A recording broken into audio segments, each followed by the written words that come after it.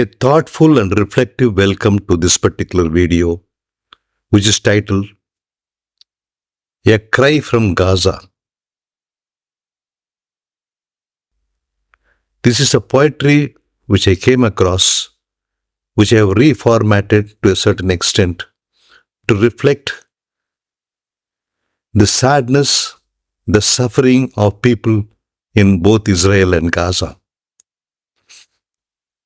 Here I would like to begin by quoting Mohammad Darwish, a Persian poet and a writer, and he says, "If olive trees knew the hands that planted them, their oil would become tears." Yeah, all the toil and the hard work and life of people in this particular land of Israel as well as Gaza has been torn apart by this war. The poetry goes as follows. In a place where reassurance is a fleeting dream, I sought refuge, safety in a distant stream. Left my home, my past, my life behind, only to find turmoil of another kind. No electricity, no water, no food in sight. No internet, no security, only endless night. In this world, danger's shadow cast. My cousin, students lost, memories of the past. The stench of death, it fills the air. A haunting reminder of despair. I send this message, not sure it will be heard. In this chaos, my every word. I may not live to see your reply. Innocence lost, many live and die.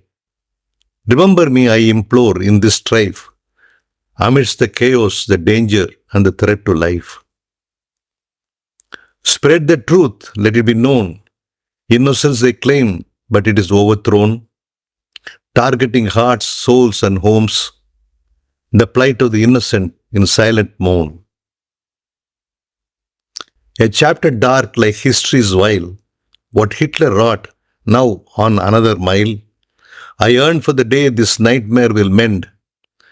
A message of hope, a new story to send. I hope to see the light, my dear friend, when this darkness, this horror will meet its end. Until then, in this turmoil, I will reside, praying for peace on this other side. That's the end of the poem. I have tried to capture in these words the emotions that are going through every human being in this world today who loves peace. How do we respond to this endless image reminding us that the world is at war? How do we process the horror scenes, the carnage in Israel and massacre in Gaza? How do we sleep having witnessed the cold murder of whole communities and now the horror facing million children in the world's largest open prison? None of us can hold this suffering alone. Some of us cry, others take stands on social media, and some find refuge in the spiritual practice where the pain flows on.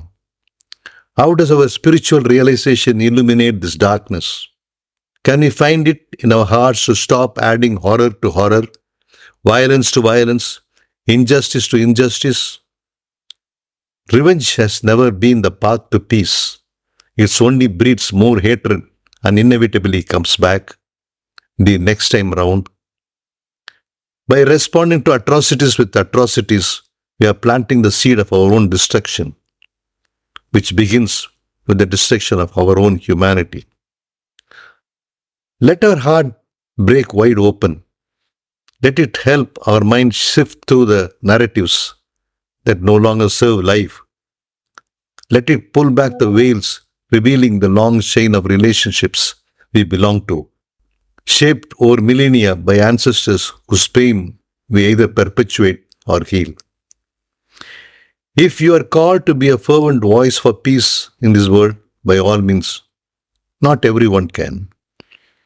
Peace and justice exceed borders, blossoming through radical kinship. For no one is free until we are all free.